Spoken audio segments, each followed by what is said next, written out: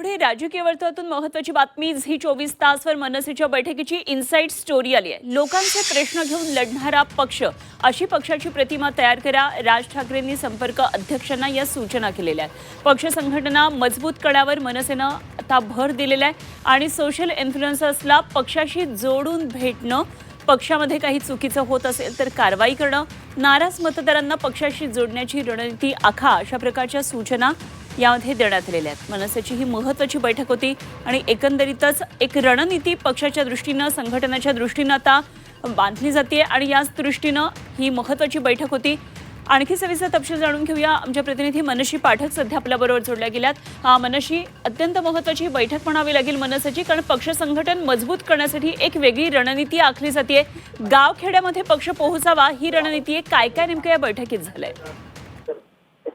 खरं तर जिल्हा स्तरावरती पक्ष मजबूत व्हावा याकरता संपर्क अध्यक्षांची नेमणूक करण्यात आली आणि त्यात नवनियुक्त संपर्क अध्यक्षांची आज बैठक घेण्यात आलेली होती। विशेषतः पुढच्या 3-3.5 वर्षात कोणत्याही निवडणुका नाही आहेत, त्याच्यामुळे या वर्षांमधलं लक्ष हे पक्ष संघटना वाढीचं असणार आहे। सोबतच आपला मतदार हा कसा वाढेल याकडे लक्ष देण्याच्या सूचना राज ठाकरेंनी केल्या आहेत आणि त्याकरता एक विशेष प्लॅनिंग, एक विशेष स्ट्रॅटेजिक प्लॅनिंग सुद्धा करण्यात आलेलं आहे। लोकांचे पक्ष घेऊन लढणारा पक्ष, अशा पद्धतीने प्रतिमा तयार करा, अशा राज ठाकरेंनी सूचना केलेल्या आहेत। विशेषतः लोकांचे जे सर्वसामान्य लोकांचे प्रश्न आहेत ते हाताळता आले पाहिजेत आणि त्यांना घेऊन लढणारा पक्ष अशी आपली प्रतिमा झाली पाहिजे, अशी विशेष सूचना राज ठाकरेंनी केलेली आहे। त्यासोबतच पक्ष संघटना मजबूत करणं, पक्षाचं सामाजिक भांडवल वाढवणं, हे लक्ष सुद्धा या नव्या संपर्क प्रमुखांपुढे देण्यात आलेलं आहे। सोबतच वेगवेगळ्या जिल्ह्यातल्या ज्या वेगवेगळ्या संस्था असतात, कला क्षेत्रातल्या व्यक्ती असतात किंवा जिल्ह्याची ओळख असणारे काही चेहरे असतात, यांना पक्षाशी जोडून घेणं आणि सोबतच जे सोशल इन्फ्लुएन्सर आहेत त्यांना देखील पक्षाशी जोडून घेणं, त्यांच्याशी वारंवार संपर्क ठेवणं, अशा पद्धतीची एक स्ट्रॅटेजिक प्लॅनिंग ही संपर्क अध्यक्षांना देण्यात आलेली आहे।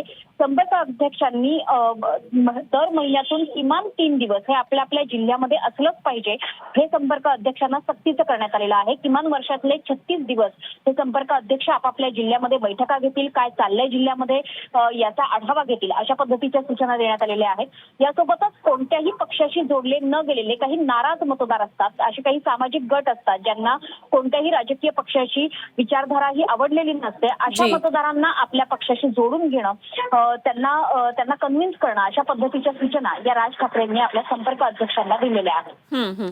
ठीक आहे मनशी, धन्यवाद दिलेल्या या सगळ्या सविस्तर माहितीसाठी। मनशी पाठक आमचे प्रतिनिधी आपल्याबरोबर होत्या।